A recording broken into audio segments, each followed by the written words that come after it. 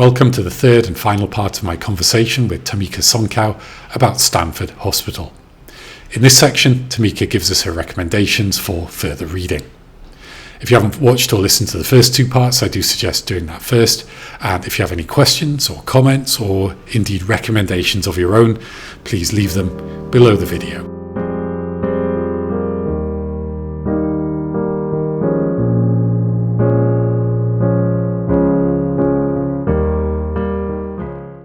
So welcome to the third and final part of my conversation with Thammika Songkaeo. If you haven't watched and listened to parts 1 and 2, where we talk in detail about Stamford Hospital, please do so. So Thammika, you mentioned a couple of books in the flow of the conversation, but could you give us some recommendations for further reading?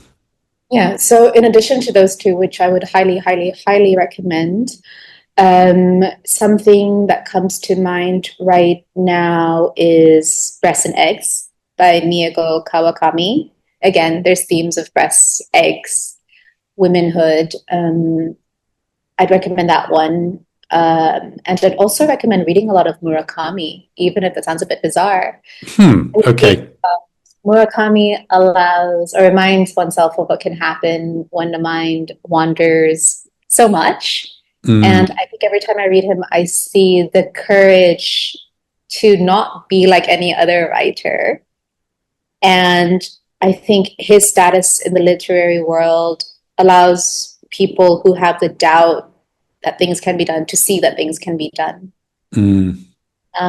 So I'd recommend a lot of Murakami, a lot of Miyako Kawakami, and also, strangely, Sayaka Murata.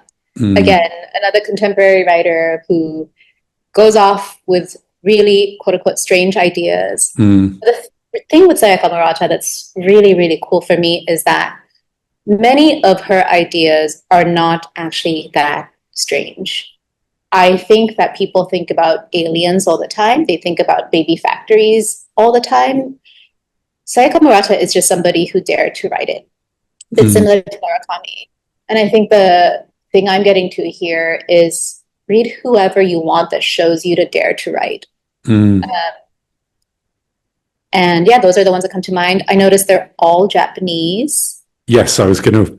But I think there's something about the quirkiness. And I don't mean to say that in a way that exoticizes Japanese literature as quirky. In fact, I think it's quite problematic when people think Japanese literature equals quirky, Thai literature equals something. I think there's quite a lot of harm done to that. But I think the thing to be emphasized here is that when people expect quirkiness, there's a place for it. When people expect X, there's a place for it. So write whatever you want to write, read whatever you want to read, because I think you will always do you very well. Other people will accept it when they're ready. They'll read you when they're ready. And it's not your job as a writer, to placate them from the start. I think it's your job to do you the best. And when the world's ready for it, they'll just be ready for it. Do you have Sayaka Murata and Haruki Murakami? Do you have one book from each of those that you would pinpoint as either a recommendation or just as more meaningful to you? From Sayaka Murata, I started with The Convenience Store Women, the biggest hit. And I think I'd start off with that one. I love, to me, there's something just comforting about convenience stores.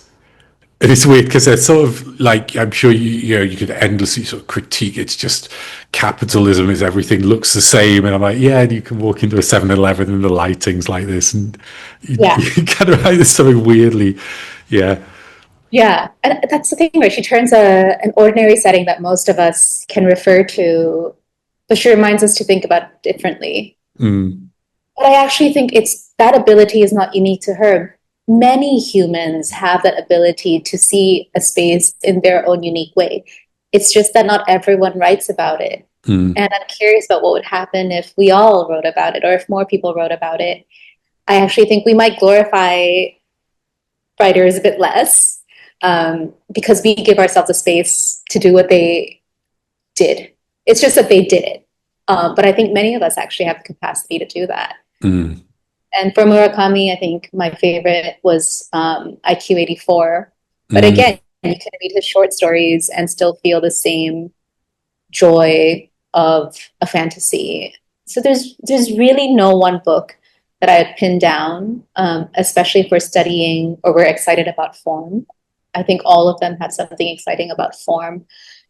Whereas with the previous two I mentioned, the Katie Kitamura and the Leila Slimani, I think those had to do with form as well as theme of mm, a wife, of being a mother. But I think when we get to Murakami and Sayaka Murata, Miyako Kawakami, there is something about accepting the self as a writer as it comes mm, that, yeah, I think that Kawakami is a bit less quirky, but I think Murata and um, Murakami really just keep on being different. mm, And that's the lesson to be learned.